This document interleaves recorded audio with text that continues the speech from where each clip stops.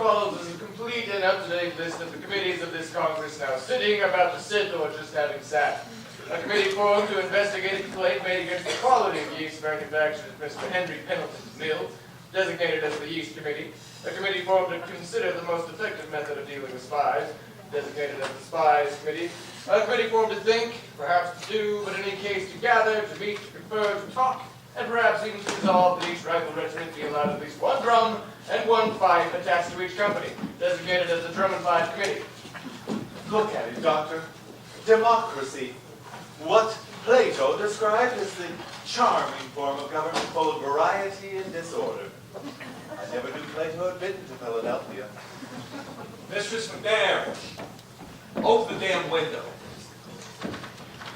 Hey, Ben, I want to show you some cards I've gone and had printed up that ought to save us a lot of time and effort, considering the epidemic of bad disposition that's been going on. Dear sir, you are without any doubt a rogue, a rascal, a villain, a thief, a scoundrel, and a mean, dirty, stinking, sniveling, sneaking, pimping, pocket-picking, thrice double-damned, no-good son of a... Stephen! And then you sign your name. What do you think? Stephen, I'll take a dozen of them right now. A committee formed to answer all congressional correspondence, designated as the Congressional Correspondence Committee. Enough socializing, Franklin. There's work to be done. Good morning, John. What? Oh, good morning, good morning. Now let's get to it. Let's get to what? Unanimity, of course. Look at that board. 6 nays to win over in a little less than a week. A committee formed to consider the problem of counterfeit money, designated as the Counterfeit Money Committee. All right, John, where do we start? With Delaware. It's a shame to see her on the wrong side after all this time. Any news of Caesar? No, but the king's back. Thomas! A committee formed to study the causes of our military defeat in Canada, designated as the Military Defeat Committee. How did you leave Caesar? Is he still alive? Well, the journey to Dover was fearful hard on him. The man never complained, but you can tell that he's suffering. But you got him home safely? I did, but I doubt he'll ever set foot out of it again. Well, that leaves you and Reed split down the middle. Do you think he'll come over? Oh, I don't know. He's a stubborn little snot. Well, work on it. Wear him down if you have to. John, face facts, will ya? If it were just Reed standing in our way, it wouldn't be so bad, but Maryland, Pennsylvania, the entire South, they're against us, John. It's impossible. It's impossible if all we do is stand around and talk about it. Now go talk to him. One foot in front of the other. I believe I put it better. Never put off till tomorrow that which you... Oh, shut up, Franklin! But what good will it do? You know Dickinson can never give in, and you haven't heard the last of Rutledge yet either. Don't worry about that. Your job is George Reed. Talk him deaf if you have to, but bring us back Delaware. There's a simpler way. Yeah, this'll break the tie. A committee formed to keep secrets, designated as the Secrets Committee. All right, John. Who's next? Pennsylvania and Maryland. I suggest you put your own house in order while I take a crack at old turkey face back there. How about it, Chase? When do you come into your senses? Please, Mr. Adams, not while I'm eating. Mr. Wilson, when are you going to assert yourself? When you were a judge, how did you ever make a decision?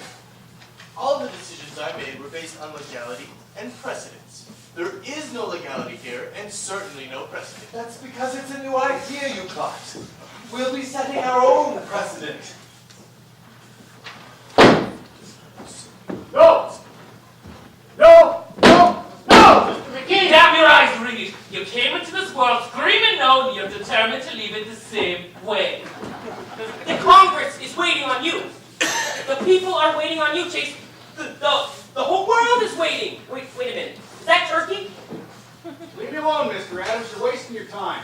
If I thought we could win this war, I'd be at the front of your ranks. But you've got to know it's impossible. You've heard General Washington's dispatches. His army's falling apart. General Washington is exaggerating the situation in order to rouse this corporate Congress into action. Why, as chairman of the War Committee, I can personally assure you that never has training been better. Never have soldiers been more resolute. Never have. Oh dear heavens.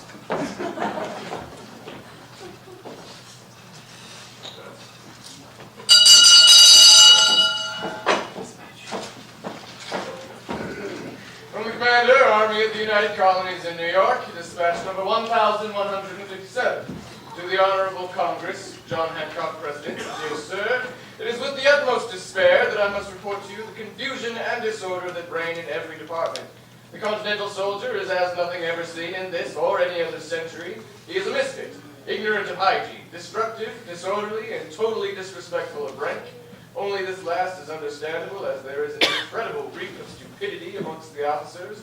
The situation is most desperate at the New Jersey training ground in New Brunswick, where every able-bodied four in the colonies has assembled. There are constant reports of drunkenness, desertion, foul language, naked bathing in the Raritan River, and an epidemic of the French disease. I have declared the town off limits to all military personnel, with the exception of officers. I beseech the Congress to dispatch the War Committee to this place in the hope of restoring some of the order and discipline we need to survive. Your obedience, G. Washington. That man would praise a hyena.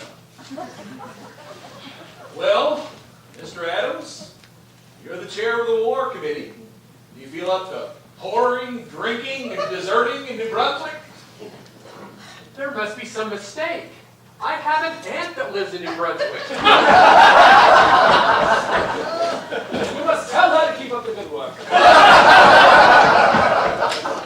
Come, Mr. Adams. You must see that it's hopeless.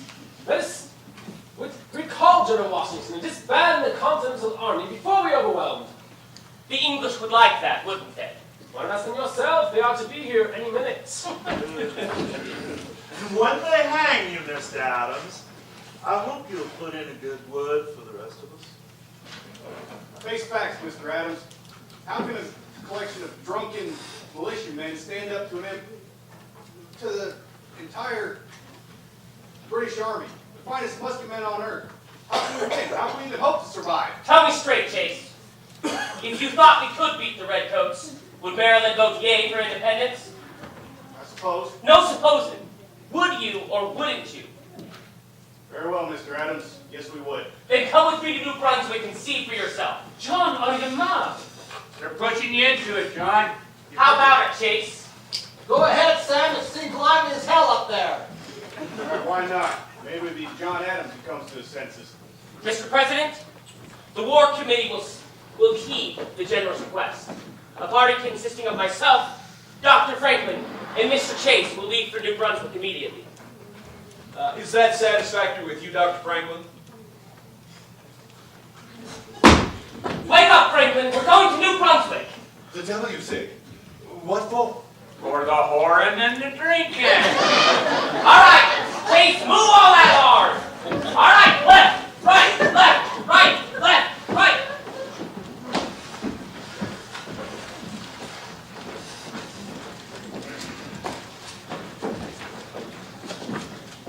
Mr. McNair, all this talk of independence has left a certain foulness in the air. My friends and I would appreciate it if you could open some windows. What about the flies? The windows, Mrs. McNair. Open the windows, close the windows. Good heavens.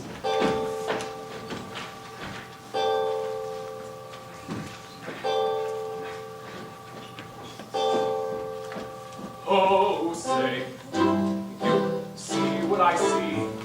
The Congress figure in sweet serenity. I could cheer, the reason's clear. For the first time in a year, Adams isn't here. And look, the sun is in the sky, the breeze is blowing by, and there's not a single fly. Oh, sing Hosanna, Hosanna, Hosanna, Hosanna. It's cool. Come, ye cool, conservative men are like they never ever be seen again. We have land, cash in hand, self-command, future planned, fortune bright, society survives, in medieval lives. with well endowed wives. Come sing Hosanna, Hosanna, in our breeding and our manna, we are cool. Come ye cool, consider it set. We'll dance together the same minuet.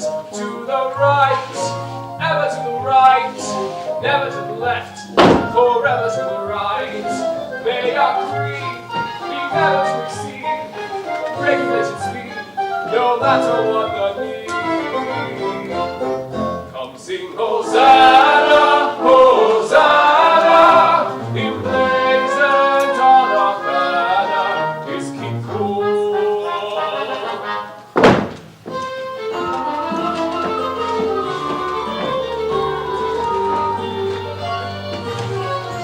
To the right, ever to the right, never to the left, forever to the right. Hands attach, tightly latch, everybody match. I have a new dispatch from the Commander, Army of the United Colonies in New York. Dispatch number 1158. To the Honorable Congress, John Hancock, President. Dear Sir, I awoke this morning to find that General Howe has landed 25,000 British regulars and Haitian mercenaries on Staten Island, and that the fleet, under the command of his brother, Admiral Lord Howe, controls not only the Hudson and East Rivers, but New York Harbor, which now looks like all of London afloat. I can no longer, in good conscience, withhold from the Congress my certainty that the British military object at this time is Philadelphia. Happy should I be if I could see the means of preventing them, but at present I confess I do not. Oh, how I wish I had never seen the Continental Army. I would have done better to retire to the back country and live in a wigwam. Your obedient, G. Washington. To Russia we never go off. Ha! Course not we! Why begin till we know that we can win? And if we cannot win, why bother to begin? We say this game's not of much losing.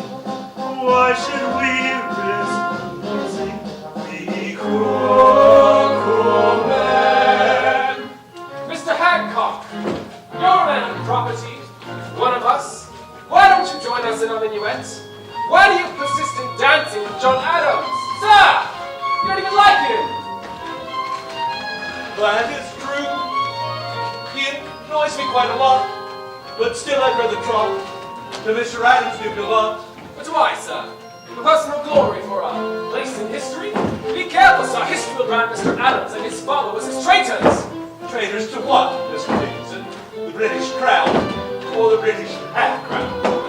Fortunately, there are not enough men of property in America to dictate policy. Oh, perhaps not.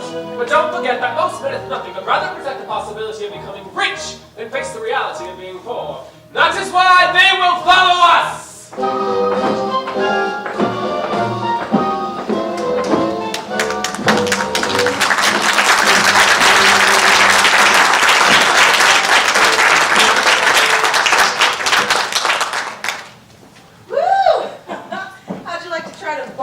$1 from one of them. You want a rum, General? General? I'm not even a corporal. Yeah, well, what's the Army know? Sit down, gentlemen. The chair rules. It's too damn hot to work. What's it like out there, General? You probably know more than me. Sitting in here? No. This is the last place to find out what's going on. Who sits here? Caesar Rodney of Delaware. Where are you from, General? Waterton. Where's that? Massachusetts. Ah, then you belong down here. So be careful. There's something about that chair that makes a man awful noisy. Hey, did you see any fighting? Sure did. See my best two friends get shot dead on the very same day. Right on the village green it was, too. And when they didn't come home for supper, their mamas went down the hill looking for them. Miss Lowell, she found Timothy right off. But Miss Pickett, she looked near half the night for Willem, because he'd gone and crawled off the green before he died.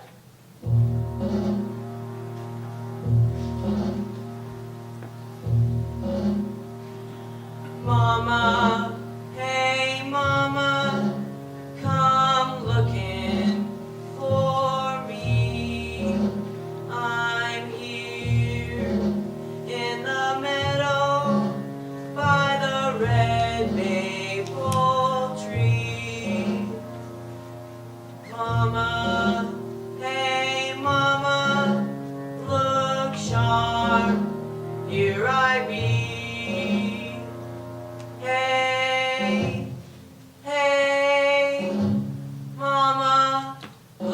look sharp.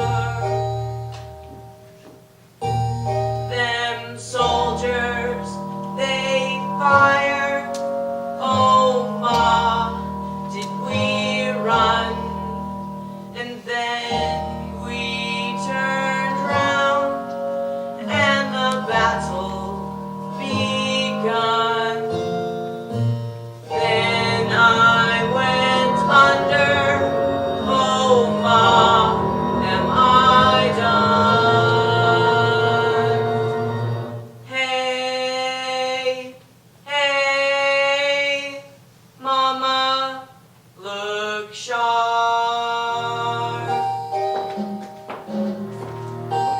My eyes are wide open, my face to the sky. Is that you I'm hearing in the tall grass nearby?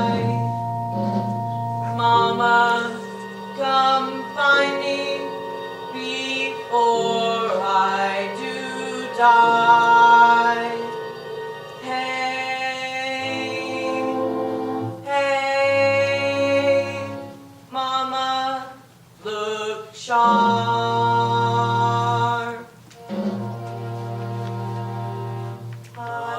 Close your eyes, my Billy, them eyes that cannot see, and the